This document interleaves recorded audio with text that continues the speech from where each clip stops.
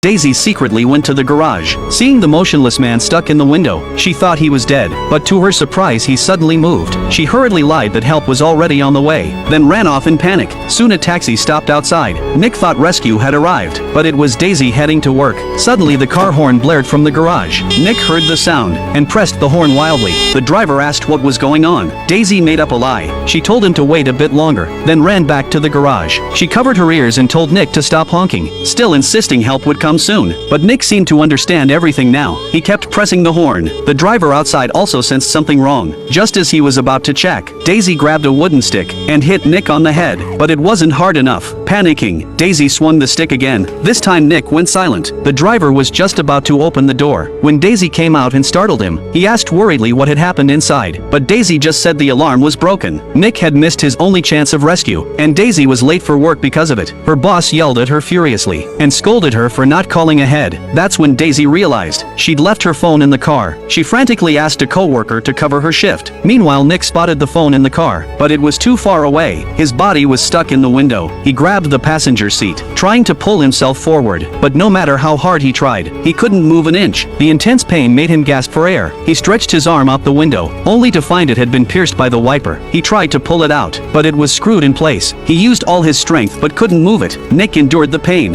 and pulled his arm back. With his wounded hand he gripped the seat tightly, trying to rip out the wiper, but the pain made him pass out. Still he didn't give up. He lifted his body. The glass behind him began to crack. After relentless effort, he finally pulled the wiper out. He reached forward, but still couldn't grab the phone. He pulled his other arm back into the car. Now he could finally move forward. He grabbed the phone and immediately called the police, but he didn't know where he was. He could only say he was in a garage. Before he could say more, the phone died. Nick fell into despair again. He kept honking the horn. Unexpectedly, a boy outside heard it. He followed the sound and peered through the window. Seeing Nick covered in blood, the boy ran home in terror. He told his mother everything he saw. The boy dragged his mom to the garage. She finally believed his story. She knocked on the window frantically. Nick heard the noise and turned his head to look outside, begging her to save him. The mother took her son back to call the police, but her husband stopped her. He said they'd be trespassing on private property. Calling the cops would only bring trouble. Under her husband's scolding, the mother stayed silent. Meanwhile, Daisy had returned home. She came to get her phone, but accidentally woke Nick. Facing his pleas, Daisy asked why he was doing this to her. She believed all of this was his fault. Nick begged her to save him, saying he'd tell no one. He grabbed her hand, saying he didn't even know where she lived. He'd never cause her trouble. But Daisy didn't believe a word. For the sake of her career, she chose to leave again.